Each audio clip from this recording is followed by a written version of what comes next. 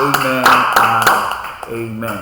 O, sige, muli po, ipagpatuloy po natin ang bahagi po ng ating pag-aaral na patuloy po nating maunawaan at managanap po sa ating pong mga puso, sa ating pong mga pag-iisip, ang katotohanan tayo po ay patuloy po na tumatanggap ng mabuting bagay sa ating pong Diyos, sapagkat ang ating pong Diyos ay tunay na mabuti.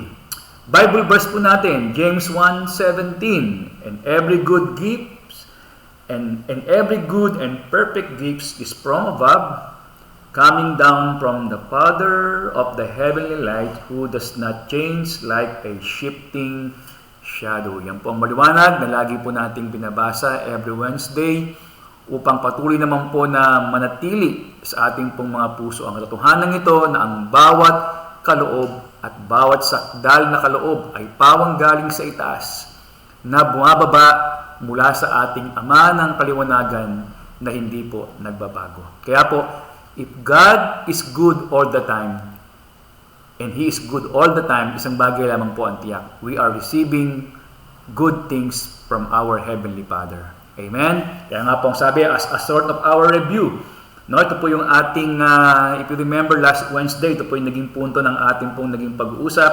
And somehow, ito pong gabing ito is a continuation of the idea na ating pong pinag-aralan po nung nakaraan pong Wednesday. Pero wag po kayong mag-alala, meron po tayong mga bagong i-rebuild sa bahagi pong ito ng ating pag-aaral. Kaya sabi nga po, because God is good and He is good all the time, He only give good gifts. Mga kapatid, sabayan nyo nga po ako since andiyan naman po sa ating PowerPoint, yung pong ating review na ito, para po kayo po ay gusto ko rin po na i-declare ninyo, no? Declare po ninyo dyan sa inyong mga tahanan ang katotohanan nito. At the count of 3, 1, 2, and 3.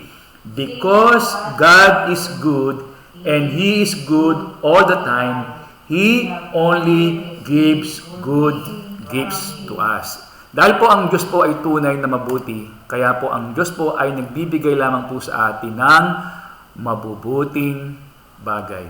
Mga kapatid, bago po tayo magpatuloy sa bahagi pong ito ng ating pag-aaral, ay alisin po natin, alisin po natin, kinauunawaan man po natin o hindi po natin nauunawaan yung mga nangyayari po sa ating buhay ngayon o maging yung mga bagay na nangyari po sa atin noon. No, may mga bagay po tayong naranasan na kung pagka minsan po ay hindi po natin nauunawaan. Pero wag po nating aalisin ang katotohanan na ang ating pong Abba Father, ang ating pong Ama ay mabuti at siya'y mabuti sa lahat ng panahon. At dahil siya po ay mabuti sa lahat ng panahon, mabuting bagay lamang o mabuting kaloob lamang ang tanging ibinibigay po sa atin ng ating Ama. Can we all say Amen? Amen and Amen. Wag po tayong aalis sa katotohanan yan na our Father is a good Father, and because He is good all the time, He gives only good things to us. Dahil po ang ating Ama ay mabuti, kaya nakatitiyak po tayo at makakaasa po tayo sa katotohanan, mabuting bagay lamang po ang ibinibigay niya po sa atin. Contrary to our common belief, no? Contrary to common belief. Pag sabi pong contrary to common belief, na sad to say mga kapatid, na even in the circle of Christianity, ay may mga Kristiyano po na naniniwala that God gives sickness. No, na ang Diyos po mismo ay nagbibigay po ng karamdaman. No, nakagaya nga po ng sinabi po natin nung pong nakaraang Wednesday na ang Diyos daw po ay direktang nagbibigay ng sakit sa panahong ito para bigyan daw po tayo ng lesson, So I believe na ito pong karamdaman sa liwanag po ng scripture, ang wika po ng Bible, ang Diyos po ang nag-aalis ng sakit. Ang Diyos po ang nag-aalis ng sakit at hindi po siya ang nagbibigay nito. Kaya nga po, contrary to common belief, that God gives sickness. He causes accidents. And worse, He causes someone's death.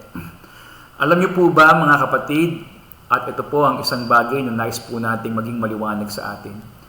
Na yamang pinag-uusapan, ang liwanag po ng ating Bible verse, di ba? Every good gifts, ang bawat mabuting kaloob, ay pawang galing sa itaas. So, very clear po yan mga kapatid na kung meron man pong ibinibigay ang Diyos sa atin, na meron pong basbas ng langit, ay walang iba kundi po ang bawat mabuting kaloob. And let us be logical mga kapatid. Pagganahin po natin yung ating pong wisdom. Alam po natin na hindi po mabuti, hindi po mabuting bagay, hindi po kasama sa mabuting kaloob ang karamdaman. And yet, there are some people who believe that God gives sickness. Alam po natin sa ating pong kaunawaan na hindi rin po mabuting bagay ang aksidente. Pero I'm telling you this mga kapatid, hindi lamang dito sa Pilipinas. Because as a pastor, nagbabasa rin po ako ng mga books at mga articles regarding po sa protection ng Diyos. Maging sa ibang bansa, especially po sa Amerika, 'di ba? Sa Amerika po ang tawag ito, yung madalas na nangyayari yung mga shooting accident sa mga eskwelahan. Right? 'Di ba? Alam niyo po 'yan na meron pong mga biglang nag-aamok o biglang meron pong happy trigger na may hawak ng barel at ewan ko ba bakit sa Amerika po ay may mga nangyayari pong ganyang insidente na ang mga eskwelahan po ay napapasok po ng mga ganitong mga uri po ng mga tripper at pagkatapos po ay namamaril sa loob po ng eskwelahan at may mga bata po na aksidente na nagiging biktima ng pamamaril ng ganitong mga nagtitrip na tao. And mga kapatid, sad to say, I have to tell you this, na meron pong mga circle of believers na naniniwala po sila na God is behind of those accidents, yung mga ganung mga shooting accidents. Alam niyo po, mamaya ko na lang po sasabihin yan. At ito nga po yung worst scenario ay meron pong mga mananampalataya na naniniwala po na ang Diyos mismo rin ang siyang nagiging dahilan kung bakit po ang isang tao and someone we know na siya po ay isang believers, may mga circle of believers po na naniniwala na ang Diyos mismo directly ang nagbibigay po ng mga tinatawag na ganitong mga kamatayan. Ngayon po mga kapatid, mamaya po ay bibigyan po natin ng sagot yung ganung kaisipan. Totoo ba na ang Diyos po ang nagbibigay ng sakit to teach us a lesson? Totoo ba na ang Diyos po ay nagbibigay po sa atin ng mga aksidente o sakuna para tayo po ay bigyan ng disiplina? Na directly ang Diyos ba ang nagbibigay nito o ang Diyos ba ay mismo ang nagko-cause ng someone upang siya po ay mamatay, pumanaw? Alam niyo po mga kapatid, there are traditional belief in the circle of believers. Our traditional belief denies the goodness of God. Ngayon pong gabing ito mga kapatid, diretsahan po tayo sa mga nanonood po sa atin sa pagkakataong ito. Dahil alam naman po natin na sadyang meron po tayong mga kapatiran mula po sa ibang mga congregation na alam kong nanonood po ng ating pong live stream. At sa pagkakataong ito, mga kapatid, gusto kong sabihin sa inyo na marami tayong mga traditional belief na itong ating mga traditional belief ay itinatanggi niya ang pagiging mabuti ng Diyos na nagbibigay lamang po ng mabuting bagay. We have a lot of traditional. Pag sinabi pong traditional, ay mga bagay na pinapaniwalaan natin Pero ang tanong, totoo bang ganon ang Diyos ayon sa banal na kasulatan? No, lalong-lalo na po sa panahong ito na tayo po ay nasa ilalim na ng New Covenant. Say for example mga kapatid, kita po ninyo, and I hope na magkaunawaan po tayo. I will take my time to explain this sa isang simpleng paliwanag na maunawaan po natin na minsan meron tayong mga common o parang mga pangkaraniwang pinapaniwalaan, pero at the end of this mga traditional belief, tinatanggi niya yung kabutihan ng Diyos. For example mga kapatid, I'm referring especially dahil po ngayong panahon ito ng pandemya, alam po natin na reality is reality that we have a lot of people we know, no? Maaring ito ka mag-anak natin, maaring ito kaibigan natin, o maaring mga kasambahay po natin sa pananampalataya, maging sa ibang congregation, na sabi nga po natin ay sila po mga naging biktima ng ating pong nararanasang pandemya in terms of their health and in terms of, sabi nga po ay, mga binawian ng buhay. Ang dami ko pong nakikita sa loob na halos ngayon ng magdadalawang taon na ating pong binabata ang COVID-19, ay marami na rin po ako mga nakita at nabalitaan sa social media, sa FB account, na talagang aaminin po natin na mga taong kilala po natin, dahil mga kamag-anak po natin sila, ang iba po ay mga kaibigan natin, at sabi nga po ay ang iba po ay mga kasambahay natin sa pananampalataya.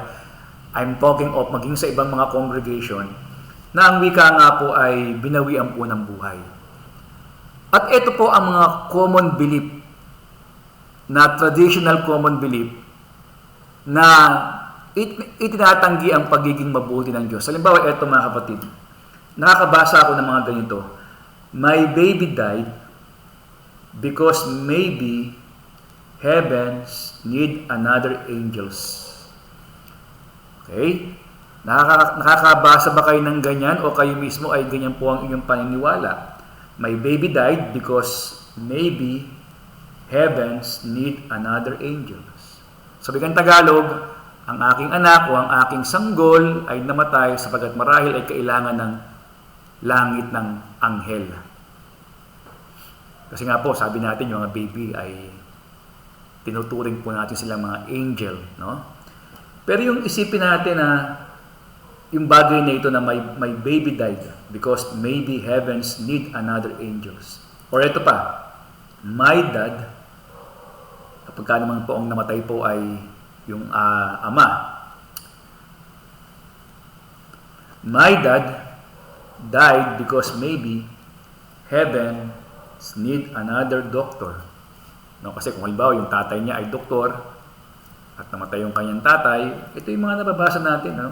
My dad died because maybe heaven needs another doctor. O ito pa, my sister died because maybe heaven needs another singer.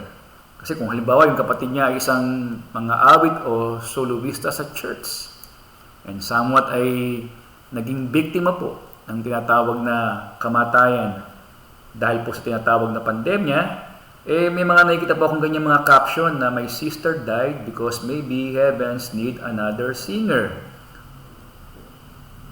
Ang dami po. Ang dami po. Ito po ang tatanong ko sa inyo mga kapatid. Marahil po ay nakabasa din kayo ng mga ganyan. Ang tanong ko po sa inyo ito, naniniwala ba tayo na doon sa ganung kaisipan na when someone died and we think of maybe ay hindi sa panahon na gusto natin siyang umuwi sa Panginoon, ay nagkakaroon tayo ng ganung kaisipan na kaya siya pumanaw dahil yun nga, no, heavens need another angel. Meron pa nga akong nabasa, mga kapatid, no, recently na ganun din na nagkaroon na meron po siyang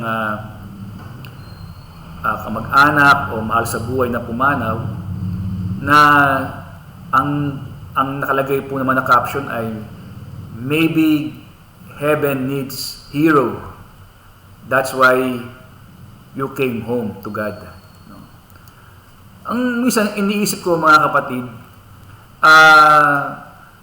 marahil, makinig po kayo, marahil kung ito po ay ginagawa natin o ng may mga pumapanaw, because somehow doing this ay we ease the pain of the person na ulila, no? Ginagawa natin ito on our own.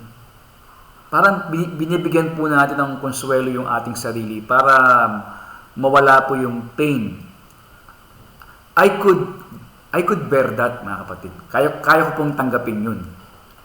Kasi halimbawa may mga mahal tayo sa buhay at hindi ko po yan tatanggihin. Halimbawa, kagaya po namin because we love our dad so much. Kami mo mga kapatid. So alam niyo po yan na kapag ka po dumarating po yung kanyang karawan, binabati rin po namin siya sa FB account.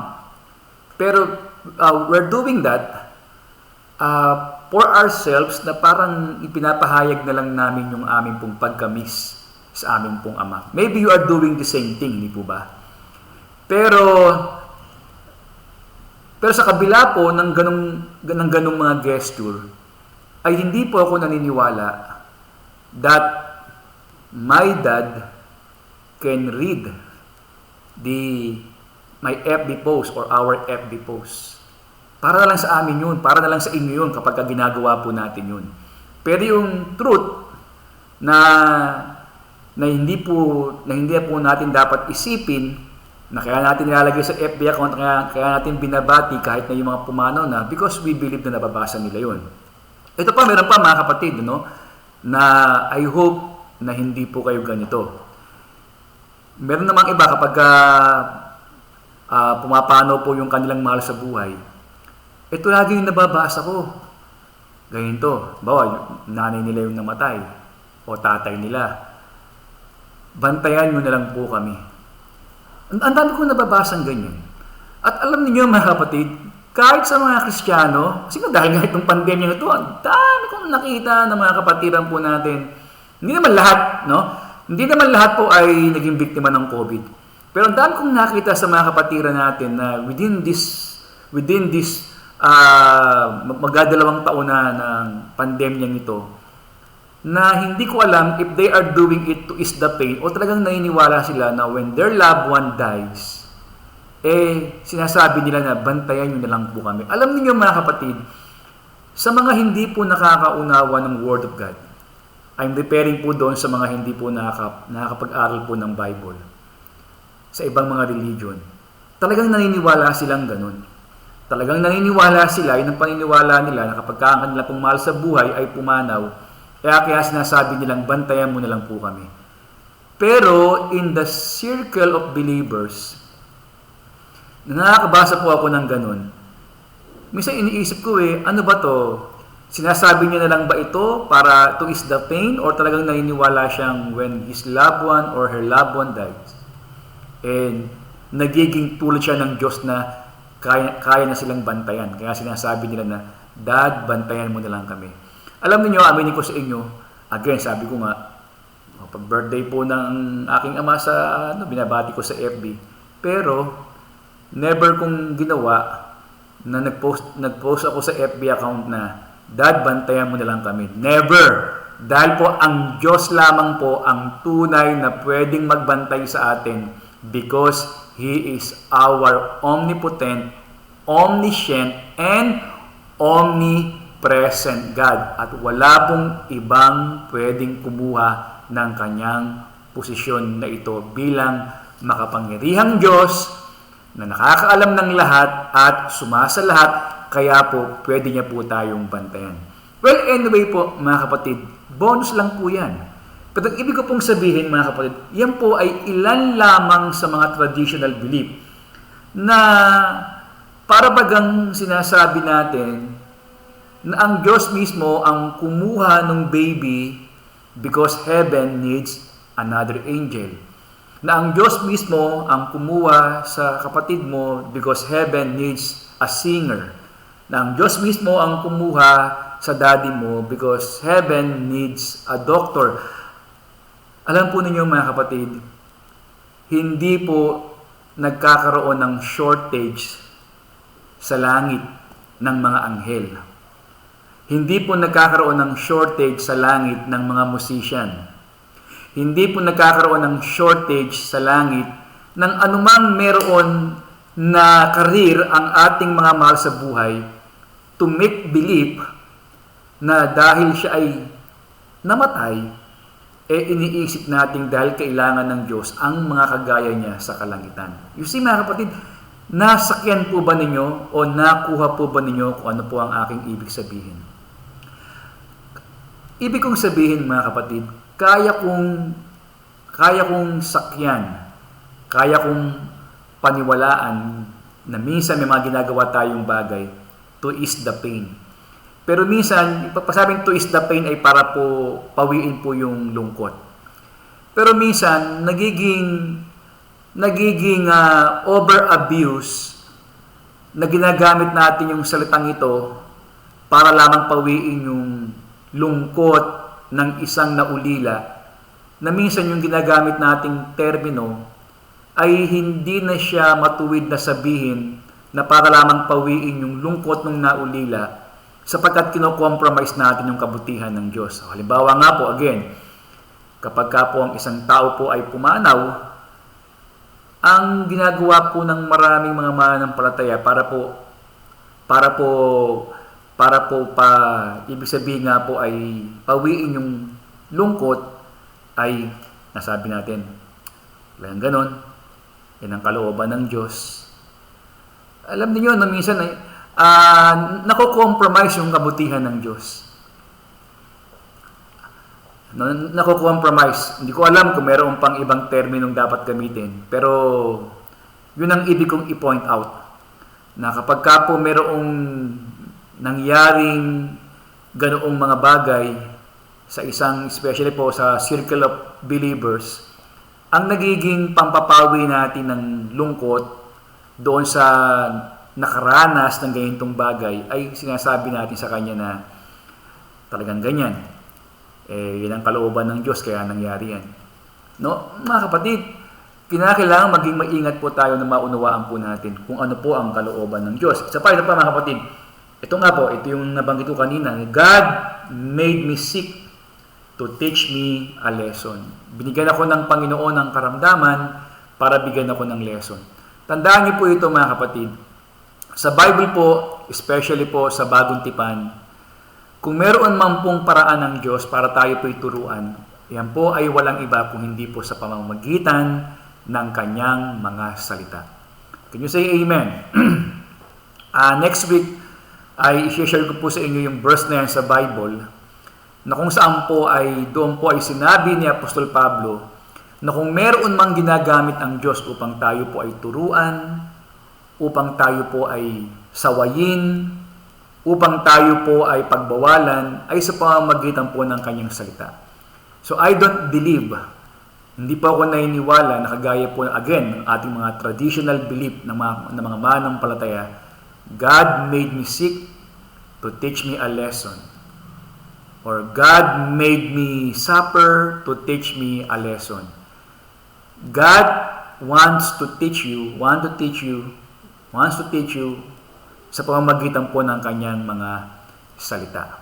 Okay? At hindi po yung ganong iniisip natin na sa pamamagitan po ng karamdaman ay binibigyan po tayo ng lesson ng ating Panginoon. Warning mga kapatid, warning. God said, my people, ito po, kagaya po ng ating pinag-uusapan, yung po mga traditional belief. Warning. God said, my people, ito, ang Diyos mismo nagsabi nito, my people are destroyed because of the lack of knowledge. My people are destroyed because of the lack of knowledge. Ang aking mga anak ay nawawasak dahil sa kakulangan ng kaalaman.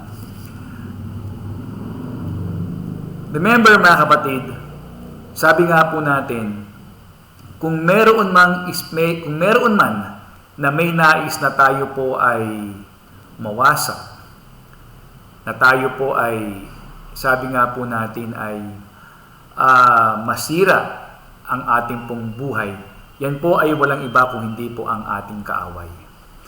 Kaya naman po ang kaaway ay si Satan, ang devil. Kaya naman po yung truth ng Diyos, yung knowledge na dapat po nating malaman, ay ayaw po yan ng tuwang-tuwa po ang kaaway kapag po iba yung napipick up nating truth. Halimbawa, kagaya po niyan, kung naniniwala po tayo na ang Diyos din ang nagbibigay po ng karamdaman, sa ganyang paraan tayo po ay nawawasak. My people are destroyed because of the lack of knowledge. Kaya po kung ang knowledge mo ay naniniwala ka na ang Diyos din ang nagbibigay sa iyo ng karamdaman, ito ang gagawin ng kaaway. Siya mismo, hindi ang Diyos, siya mismo magdadala at magdadala ng karamdaman sa iyo o sa pamilya mo. At dahil doon nawawasa ka, and yet, dahil naniniwala kang ang Diyos din po ang nagbibigay na ito, sa ganong paraan, nawawasa ka ng kaaway ka. Sabi po ng Bible, my people are destroyed because of the lack of knowledge. Simple lang mga kapatid ang gusto kong sabihin sa inyo.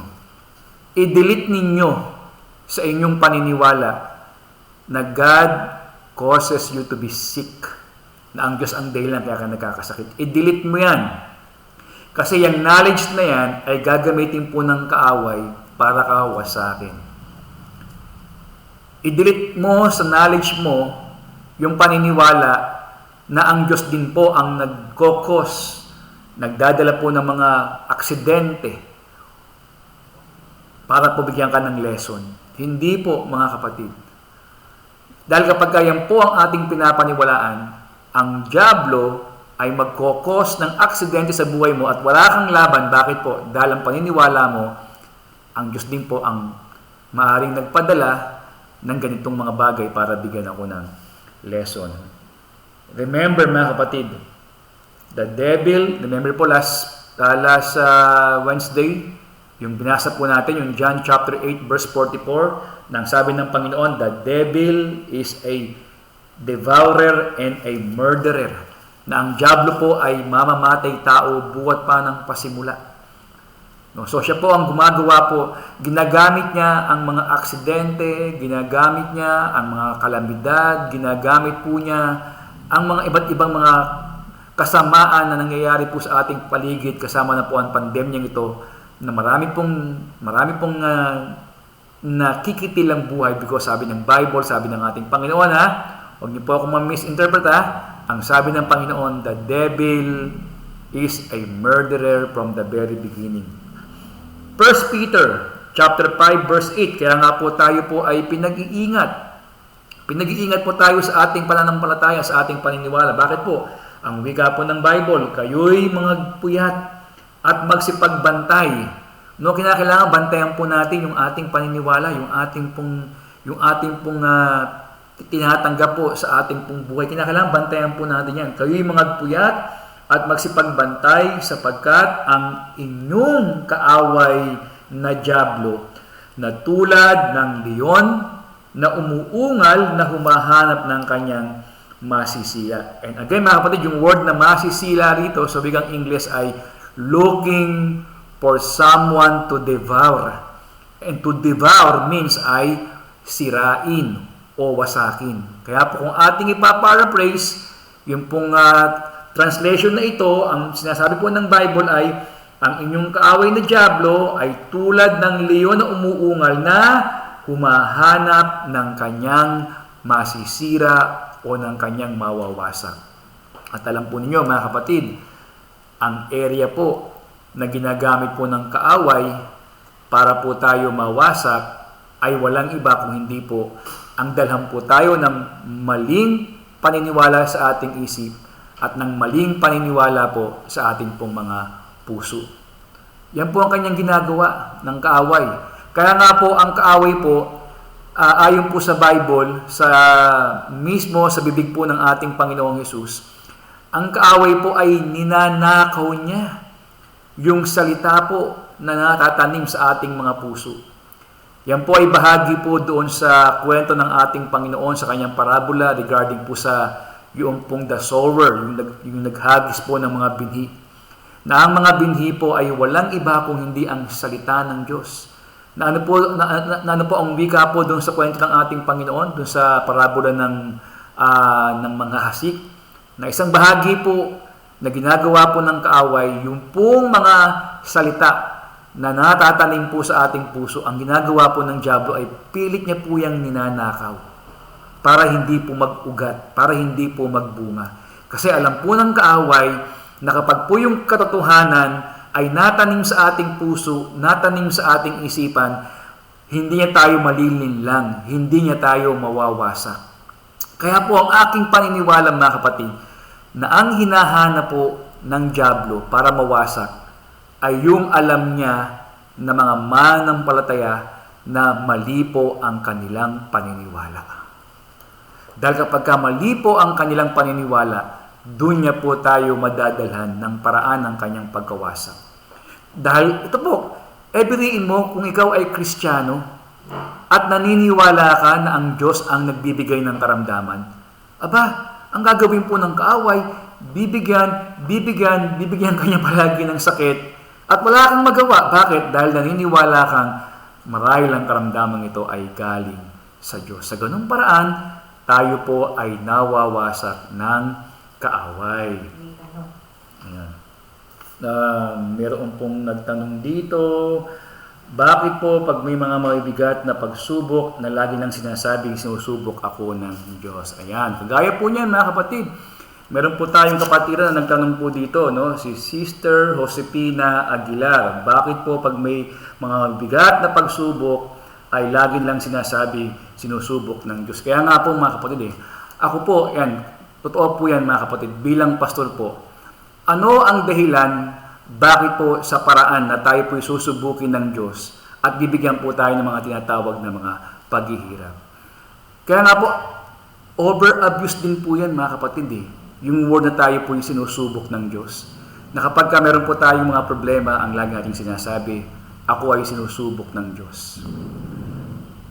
Wala pong halong biro mga kapatid, nakinig po kayo, no?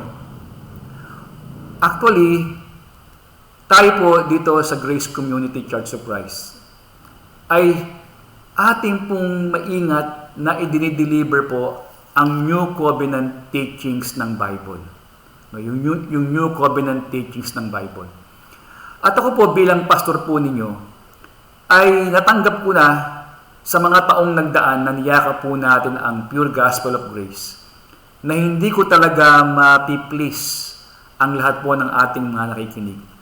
Katunayan, recently mga kapatid, wala pong halong biro. Ay nakaharap po ang aking may bahay, nakaharap po ang aking anak, dahil sila po ang aking katuwang sa ating live stream.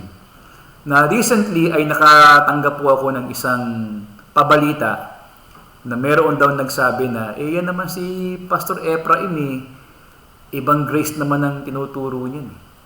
Totoo po yan, meron po nagparating sa akin. At alam po niyo, no, hindi po ako na-offend. Dahil aminado po ako na talagang yung iba po sa ating pong tinuturo na grace, na pure grace, doon po sa nakasanayang grace na tinuturo po ng maraming mga nagtuturo ng Bible. Dahil po napatunayan ko na yung grace na dati po nating tinuturo ay mixed gospel. Kalahating batas, kalahating biyaya. Tayo po, definitely, inalis na po natin yung kalahating batas dahil po we are no longer under the old covenant. We are only under the new covenant. Kaya po ako, para sagutin po yung tanong po natin ni Sister Josepina, ako po personally bilang pastor, ay hindi po ako naniniwala na ang Diyos mismo ang magdadala po sa atin ng pagsubok, ng mga problema, ng mga suliranin, ng mga kahirapan para tayo po ay subukin. Hindi po. Manapa, ang Diyos po mismo ang nagbibigay po sa atin ng tulong upang tayo po ay tulungan sa lahat po ng mga binabato ng ating pong kaaway. Yan.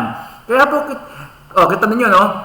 Maliwanag na maliwanag dyan, mga kapatid, na yan po ang isang paraan kung paano po tayo winawasak ng kaaway.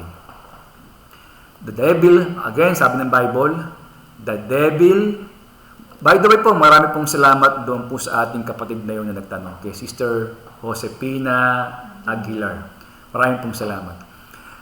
Remember po, again, from the mouth ng ating Panginoon, the devil came to steal, to kill, and to destroy. The devil came to steal, to kill, and to destroy. Siya po'y naparito para magnakaw, para pumatay, at para pumuksa. Alam po ninyo ang ating Panginoong Hesus bilang ating mabuting pastol.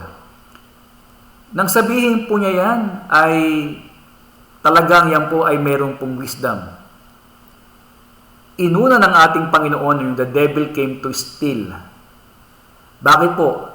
Dahil para po magawa niya yung pangalawa na to kill and pangatlo yung to destroy, the first thing that the devil need to do, he had to steal the truth of the Word of God to each and every one of us.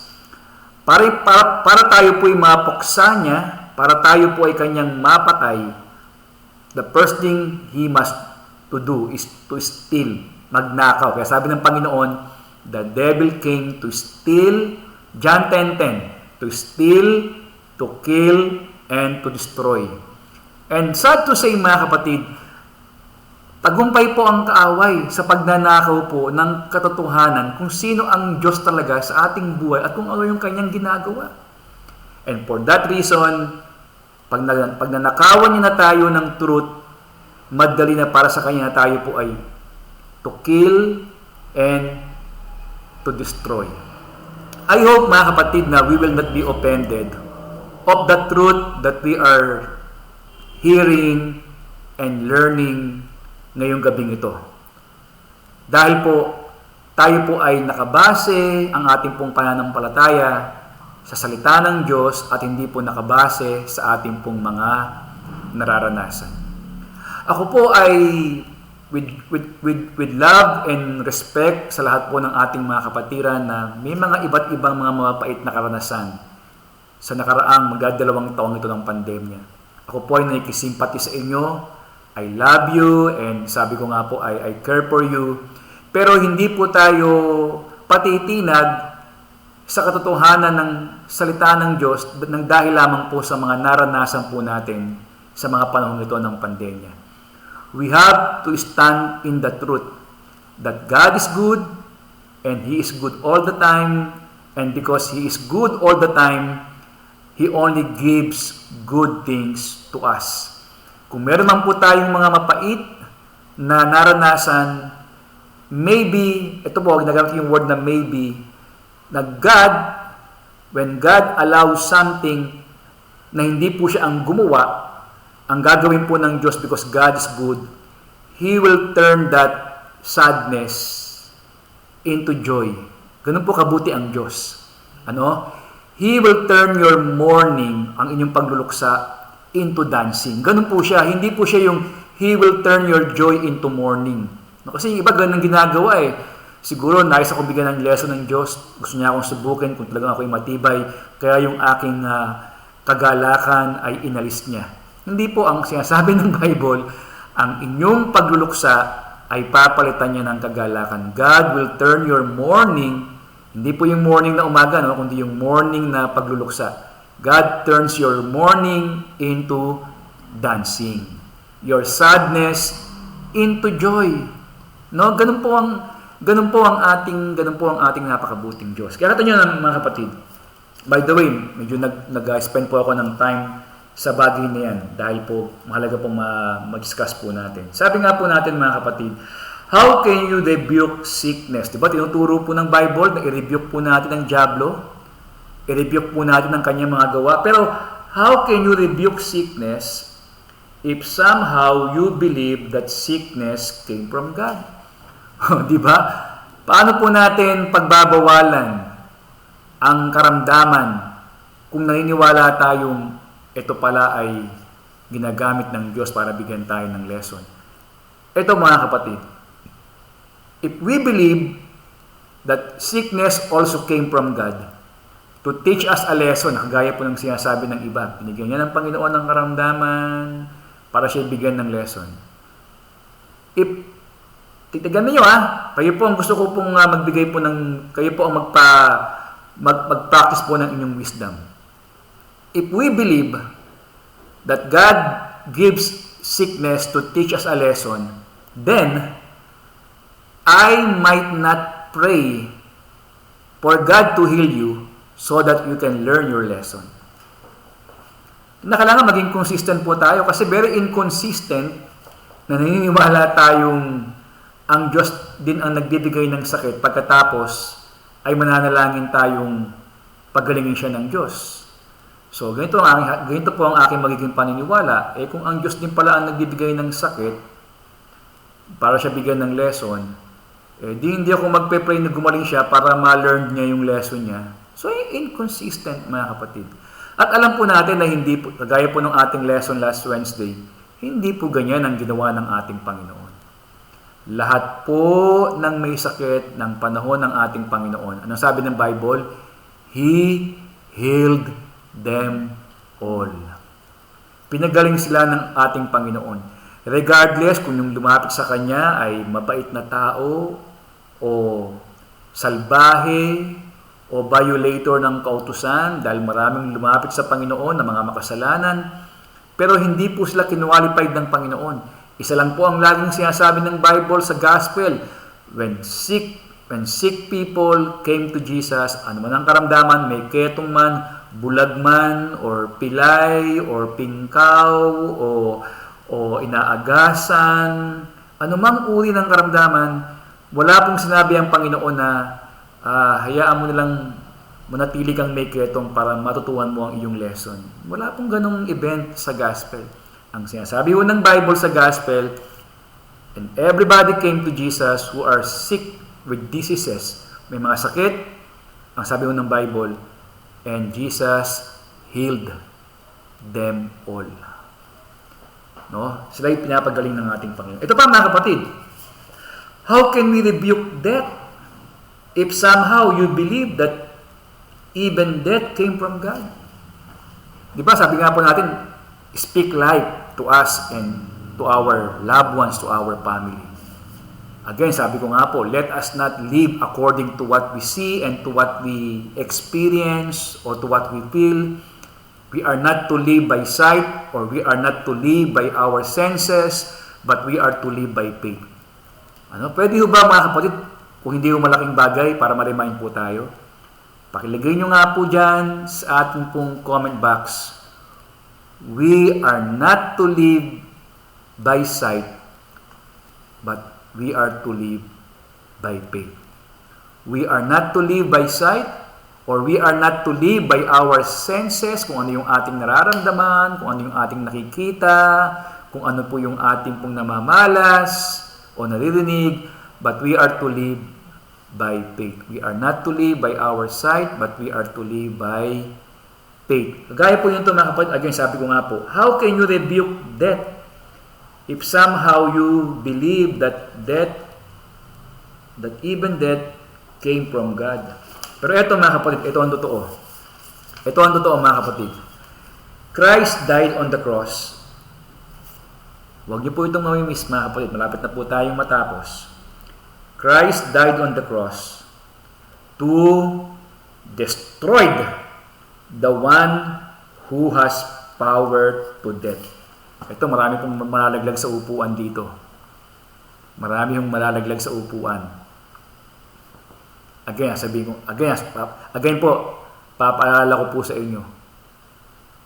Ang diablo ay tulad ng leyong umuungal na humahanap ng kanyang masisira. Pag sinabing humahanap, hindi lahat ng Kristiyano ay pwede niyang sirain.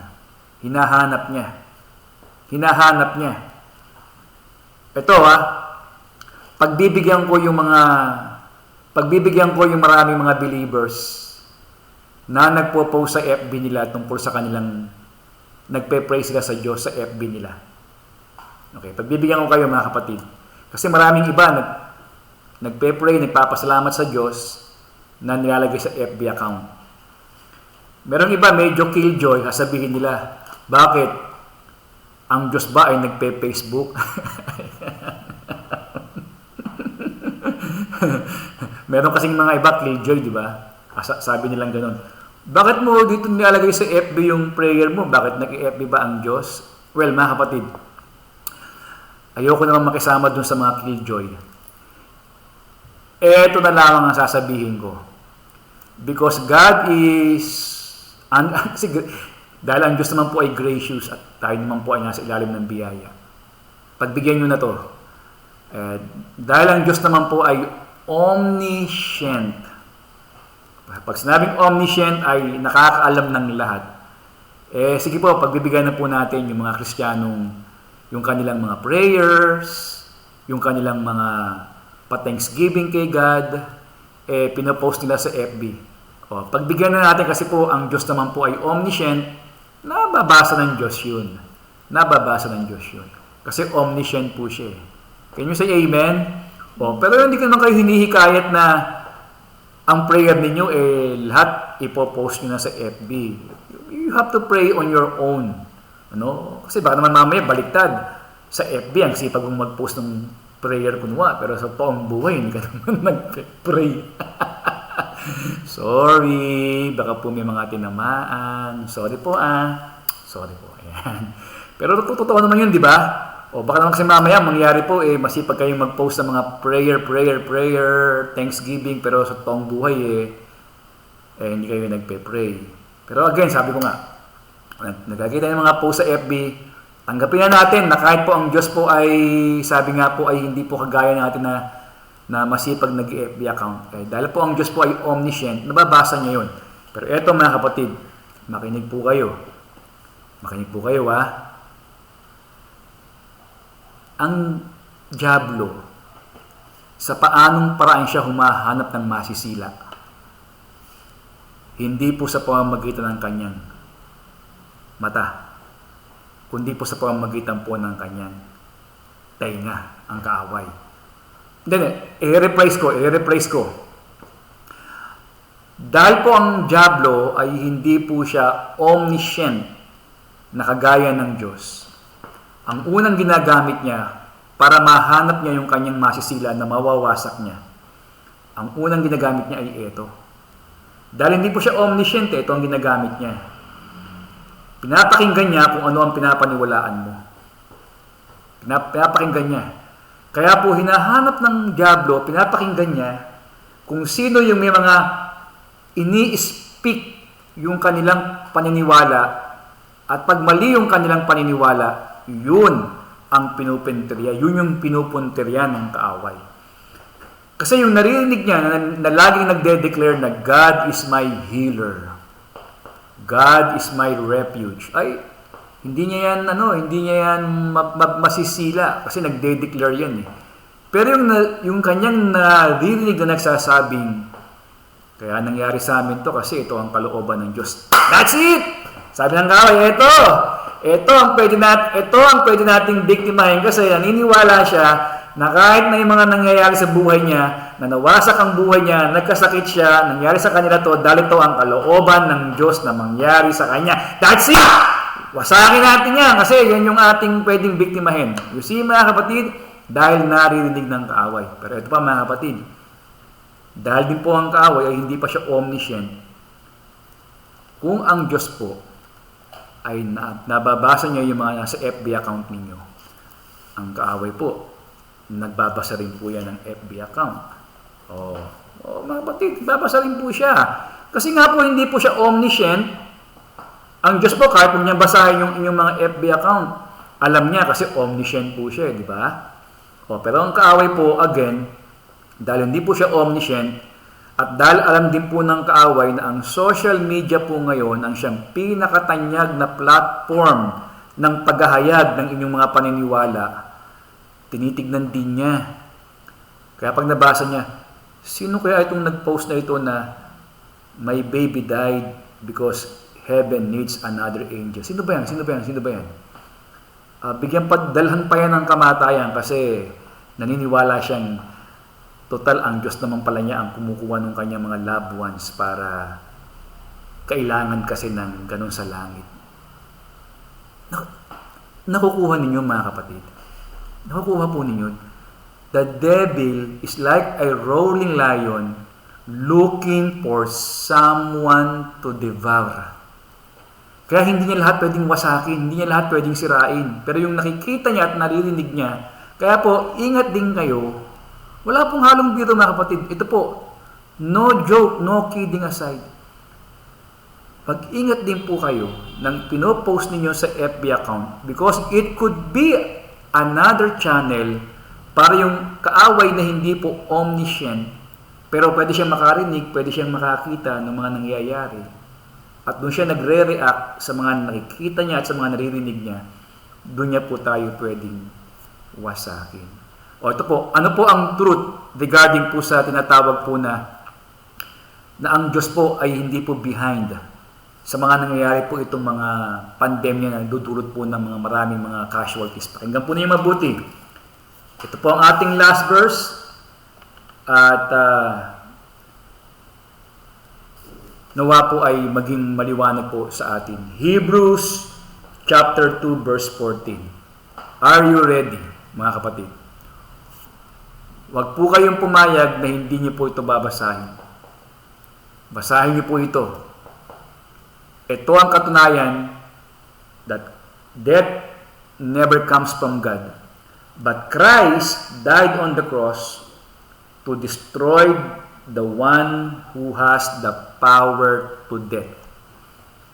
Wala po tayong ulitin ko po mga kapatid tayo po ay sa Word of God lamang.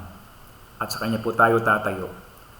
At si Jesus po, kaya po siya namatay doon sa krus, ay upang wasakin niya siya na talagang merong pakana ng kamatayan.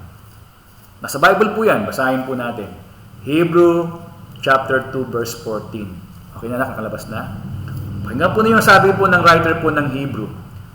Since the children has flesh and blood, Jesus too shared in their humanity, so that by His death, tingnan po niyo so that by His death, He or Jesus might destroy the power of Him who hold the power of death. Sino? Sino po yung may power of death? Ulitin natin.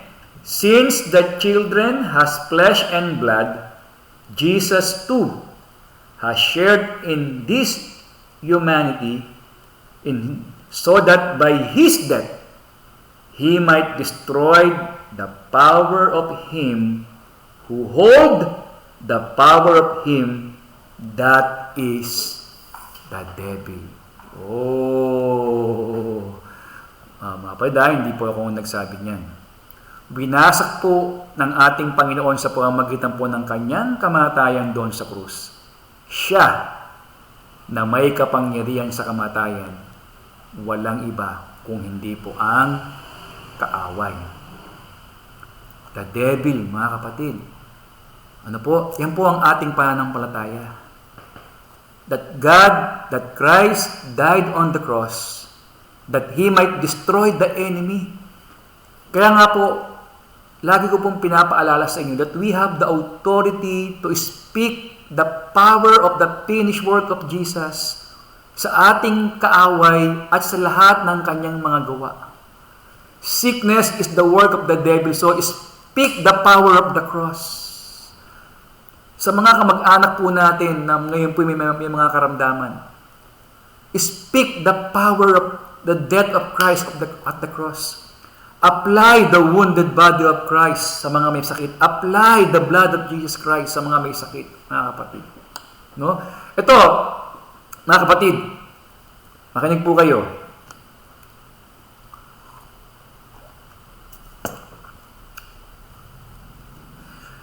Ito ho, papaalala ko lang po sa inyo, mga kapatid. Paalala ko lang po ito sa inyo. Ngayon po, ay nakikinig kayo sa akin ng ating mga pinag-aaralan. Maaring habang nakikinig kayo, na-appreciate niyo yung mga sinasabi ko sa inyo na pinag-aaralan po natin, na back up ng Word of God, kagaya po ng ating binasa. Pero, ang tanong po mga kapatid, after niyo po bang makinig po sa ating pag-aaral, pinapractice niyo po ba yung ating pinag-aaralan? Hindi po, kasi ito nga, sabi ko nga sa aking wife, hindi ibig sabihin na narinig ng ating mga kapatiran yung magandang lesson ay blessed na nga sila doon sa lesson na yun. Unless they practice what they believe. Hindi ko mo napakinggan ninyo ang grace, ay under grace na nga kayo. Kinakailangan maniwala talaga kayo na you are blessed because of the finished work of Jesus Christ at the cross. No? Kasi iba kasi yung napakinggan nyo lang kaysa naniwala po kayo. Kagaya po nito mga kapatid, it's very clear. It's very clear na si Jesus po, ang wika ng Hebrew 2:14, ay namatay doon sa krus upang wasakin niya siya na may kapangyarihan sa kamatayan, walang iba kung hindi ang dyablo. Kaya po, ngayong gabi, as I close our message, believe that Christ died on the cross to destroy the devil and all his work, including death. Tandaan niyo po yan, mga kapatid. Kaya po ngayon, I want to encourage you, use your authority in your mouth to speak the blessings of the finished work of Jesus at the cross. Wag po kayong aasa lamang sa mga pastor ninyo every Wednesday, every Friday, every Sunday na nagde-declare po sa inyo ng blessing ng finished work ni Christ. You yourself, every day, use it. Right? Speak life. Speak health to your body. No? Speak blessings to your family. Speak healing to the person you love one na may sakit. Rebuke sickness, rebuke poverty, rebuke death. Ito kagaya niya, narinig niyo sa akin. Maring na-appreciate niyo, pero ang tanong, after ba nating maghiwa-hiwalay sa ating live stream, ina-apply ba ninyo? Talaga hubang sinasabi ninyo sa inyong buhay na I speak blessing to my life. I speak health to my loved ones. Kaya po, I just want to encourage you, declare, finally mga kapatid, declare and claim God's good plan for you. Ano pong sabi ng Jeremiah chapter 11 verse 29? Na alam po natin itong pangakong ito ng Diyos. For I know the plans I have for you, declares the Lord. Ang Diyos mismo ang nag-declares. For I know the plans I have for you, declares the Lord. Plans to prosper you and not to harm you, and plans to give you hope and a future. Yan po nawa ang manatili sa ating isipan, sa ating puso, at yan nawa ang ating i-declare. Sabi ng Diyos, for I know the plans I have for you. Number 1, plans to prosper you. Pag sinabing to prosper you, mga kapatid, in all aspect ng ating buhay, spiritually, emotionally, mentally, physically, materially, financially, and socially, you are blessed, prosper. Let's declare plans to prosper you and not to harm you. So, not to harm you, how God who plans not to harm us will give us sickness, will give us accidents, will make us suffer, will make us poor, and sabi nga po, even death. No, plans to prosper you and not to harm you, and plans to give you hope and a future. Mga kapatid, nais kong i-close ang ating pag-aaral na ito na regardless of what we have experienced in the past, mga hurts, mga suffering, or whatever, still, we have to be proactive. Maging proactive po tayo na yung ating pong pinapakinggan ngayong gabing ito, yung ating mga pinapaniwalaan sa ating puso at sa ating isipan, let's speak out. I-declare po natin sa pamamagitan po ng ating salita, ng ating pong bibig, kung ano po yung tunay na mabuting ginawa po ng Diyos sa atin. For I know the plans I have for you, plans to prosper you. Sabihin mo, I declare prosperity in my life. I declare God's plan for me, for my family, for our whole household. Plans to prosper us and not to harm us. And plans to give us a better future and give us a blessed hope. O yun po ang ating pong sabihin sa ating pong mga buhay. Mga kapatid, sa next Wednesday po, ang ating pong conclusion, huwag po kayong mawawala para po sa kabuuan ng ating pong pinag-usapan for the month of September. Every good gift comes from above. And because God is good, and He is good all the time, always declare the good plans of God to your life, to your family, to your household, and to your everything. Dahil natutuwa po ang Diyos at nalulugod po ang Diyos na pagpalain po tayong palagi ng mabubuting bagay. For that, He gave His Son, Jesus Christ, to each and every one of us. If you are blessed, can we give the Lord a clap offering, mga kapatid? Amen. Amen, amen, and amen.